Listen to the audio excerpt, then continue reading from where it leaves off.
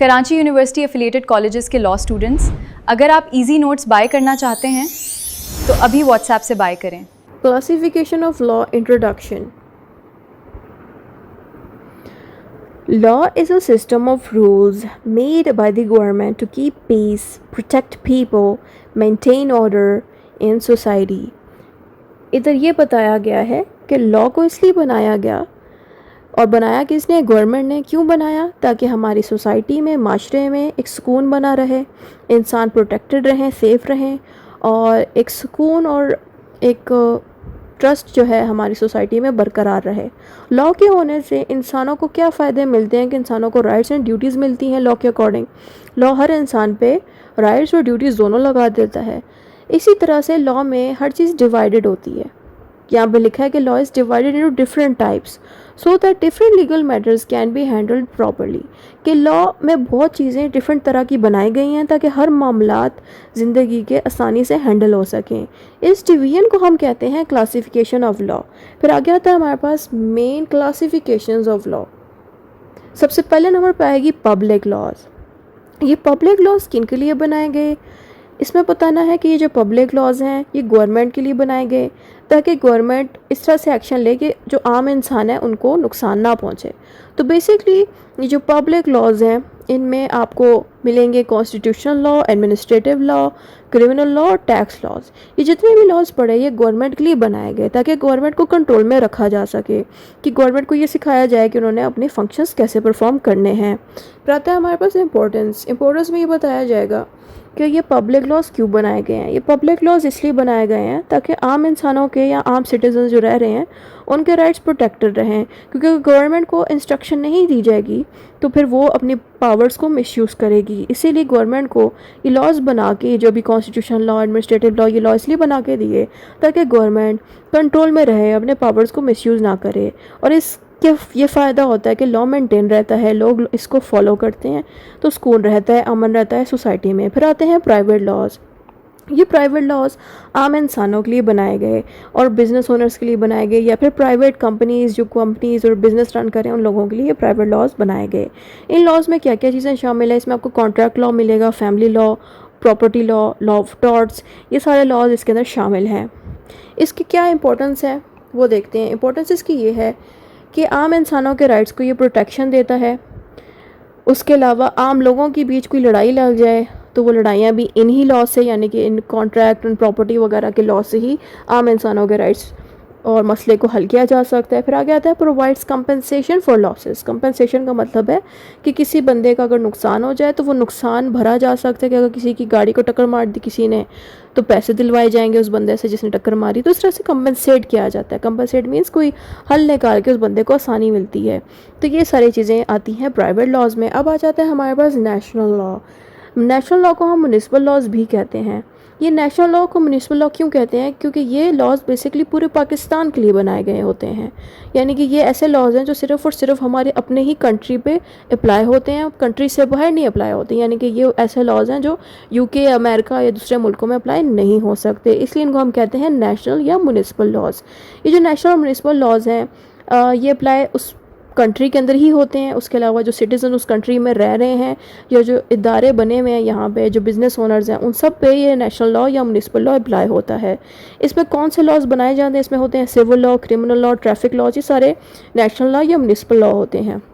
इसकी इंपॉर्टेंस क्या है? इसकी इंपॉर्टेंस ये है कि ये हमारे कंट्री में एक पीस और सुकून का माहौल मेंटेन करती है। इंसानों को, जो सिटीजन्स रह रहे हैं, उनकी प्रॉपर्टी महफूज रहती है इस तरह से, और लोगों के राइट्स महफूज रहते हैं, इंसानों को जस्टिस मिलती है। अब आता है हमारे पास इंटरनेशनल लॉ। इंटरनेशनल लॉ का मतलब ये है कि ये सारे मुल्कों पे अप्लाई होता है इंक्लूडिंग पाकिस्तान। यानी कि ये जो इंटरनेशनल लॉ में जो भी चीज़ें लिखी गई हैं वो पाकिस्तान के साथ साथ बाकी मुल्कों पे भी ये अप्लाई होगा। इसमें ये लिखा है international is the set of rules that governs relationship between countries and international organization. यानी कि इस इंटरनेशनल लॉ में जो भी चीज़ें लिखी जाएंगी वो सारे मुल्कों पे अप्लाई होंगी। और जो मुल्क एक दूसरे के साथ कोई कॉन्ट्रैक्ट करते हैं या कोई भी बिजनेस करते हैं एक दूसरे के साथ, दो मुल्क, तो उसके भी सारे रूल्स एंड रेगुलेशंस आपको इसी इंटरनेशनल लॉ में लिखे मिलेंगे। फिर आता है types of international law. International law में भी दो टाइप्स हैं, एक है पब्लिक इंटरनेशनल लॉ, दूसरी है प्राइवेट इंटरनेशनल लॉ। अब इसकी इंपॉर्टेंस देख लेते हैं। इसकी इंपॉर्टेंस ये है कि ये मुल्कों के दरमियान सुकून मेंटेन रखती है, मुल्क आपस में लड़ते नहीं हैं इसकी वजह से। उसके अलावा मुल्क एक दूसरे के साथ ट्रेडिंग कर सकते हैं। ट्रेडिंग का मतलब है एक मुल्क से दूसरे मुल्क में कीमती सामान जाता है, यानी कि आपके मुल्क में कोई सामान बनाया जा रहा है तो वो दूसरे मुल्क में उसकी कमी है, तो फिर आप अपने मुल्क से उनके मुल्क में वो चीज़ बेचते हो, जिससे हमारे मुल्क को फ़ायदा मिलता है, पैसे ज़्यादा मिलते हैं। तो ये चीज़ भी तभी पॉसिबल है जब हम इंटरनेशनल लॉ के अकॉर्डिंग उस मुल्क के साथ कॉन्ट्रैक्ट करें। तो ये चीज़ होती है इंटरनेशनल लॉ में। उसके अलावा आता है प्रोटेक्ट ह्यूमन राइट्स, और इंसान जो रह रहे हैं दूसरे मुल्कों में और हमारे मुल्क में, हम उनको प्रोटेक्शन देते हैं, यानी कि हमारे मुल्क में अगर किसी और मुल्क का कोई बंदा रह रहा है हम उसको प्रोटेक्शन देंगे, उसकी जान नहीं लेंगे। फिर आगे आएगा सिविल लॉ। सिविल लॉ आमतौर पे प्राइवेट तरह के जो राइट्स हैं इंसानों के उसको डील करता है, जैसे कि हस्बैंड एंड वाइफ की लड़ाई लग जाए, या फिर कोई प्रॉपर्टी का मसला लग जाए, फैमिली का कोई लड़ाई लग जाए, कॉन्ट्रैक्ट किसी ने साइन किया तो निभाया नहीं, कॉन्ट्रैक्ट पे अमल नहीं किया, उस पर कोई लड़ाई लग जाए। तो जितने भी प्राइवेट मैटर्स हैं ये सारे के सारे सिविल लॉ में डील किए जाते हैं। तो इसमें एग्जाम्पल भी इसी तरह से दी है कि इसमें प्रॉपर्टी डिस्प्यूट, कॉन्ट्रैक्ट डिस्प्यूट्स और फैमिली के मैटर्स जाते हैं। फिर आता है इंपॉर्टेंस। सिविल लॉ इंपॉर्टेंट क्यों है? क्योंकि ये प्राइवेट मसलों को हल करने में मदद करता है, पर्सनल और प्राइवेट प्रॉपर्टी और से रिलेटेड हल निकालता है। फिर आगे आता है हमारे पास criminal law. Criminal law basically इसमें जो बंदा क्राइम करता है उसके केसेस क्रिमिनल लॉ के थ्रू हैंडल किए जाते हैं, यानी कि जो भी पर्सन क्राइम करेगा उसके सारे मसले जो है क्रिमिनल लॉ ही हल करेगा। यानी कि अगर कोई क्रिमिनल कोई क्राइम करता है तो क्रिमिनल लॉ कहता है इस बंदे को इतने साल की जेल मिलेगी। तो ये सारा कुछ हमें क्रिमिनल लॉ में सिखाया जाता है कि इस बंदे को जेल कितनी होनी है, इसको फ़ाइन कितना होना है।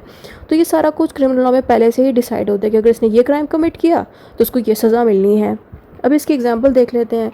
एग्जांपल में आ जाता है कोई बंदा चोरी कर रहा है, थेफ्ट कर रहा है, किसी का मर्डर कर रहा है, फ्रॉड कर रहा है या एजल्ट कर रहा है, ये सारा कुछ क्रिमिनल लॉ में आता है। फिर आता है हमारे पास इंपॉर्टेंस। क्रिमिनल लॉ की इंपॉर्टेंस ये है कि इसके होने से लोग क्राइम दोबारा फिर नहीं करते, क्योंकि जब वो देख लेते हैं कि क्रिमिनल लॉ में हमें सज़ा मिलेगी तो इस तरह से वो दोबारा से क्राइम नहीं करते। फिर आगे आता है पनिशेस ऑफेंडर्स। पनिशेस ऑफेंडर्स का मतलब है कि जो लोग क्राइम करते हैं, जो क्रिमिनल्स हैं, उनको पनिशमेंट इसके थ्रू मिलती है और इसकी वजह से हमारी सोसाइटी में अमन बना रहता है, प्रोटेक्टेड रहती है हमारी सोसाइटी। फिर आता है हमारे पास नेक्स्ट लॉ, वो है substantive laws. Substantive laws define the legal rights, duties and obligations of individuals. ये लॉज इसलिए बनाए गए हैं ताकि इंसानों के राइट्स और ड्यूटीज़ के बारे में बताया जा सके। इसके एग्जांपल देख लें। इसमें आता है contract act, penal code, property laws. यानी कि ये लॉज इसलिए बनाए गए हैं ताकि इंसानों को पता हो कि उनके पास कौन से राइट्स हैं और उनके पास कौन सी ड्यूटीज़ है जिनको इंसानों को निभानी है। तो ये सारा इसमें होता है। इसकी इंपॉर्टेंस क्या है इस सब्सटेंटिव लॉ की? इसकी इंपॉर्टेंस ये है कि ये हम इंसानों को बताती है कि कौन सी चीज़ लीगल है, कौन सी चीज़ इलीगल है। यानी कि हम इंसानों को एहसास दिलाती है कि ये जो हम एक्शन करेंगे इसका नुकसान होगा, ये जो एक्शन करेंगे इससे नुकसान नहीं होगा। इस तरह की बातें सब्सटेंटिव लॉ इंसानों को सिखाती है। यानी कि हम इंसानों पे सब्सटेंटिव लॉ नाफिज करता है कि आपके पास कौन से राइट्स हैं, कौन से रिस्पॉन्सिबिलिटीज़ हैं जिसको हमने निभाना है। फिर आ जाता है हमारे पास प्रोसीजरल लॉ। प्रोसीजरल लॉ का मतलब है कि एक प्रोसीजर निभाना है। इसमें लिखा भी इसी तरह से कि procedural law explains the process and steps for enforcing the legal rights in courts. इसका मतलब ये है कि अब एक बंदे ने चोरी की है और क्रिमिनल लॉ कहता है ठीक है इसने चोरी की है तो उस पर यह सज़ा लगाई जाएगी, इसको इतने साल की जेल होगी। वो तो सिंपल क्रिमिनल लॉ की चीज़ें होगी।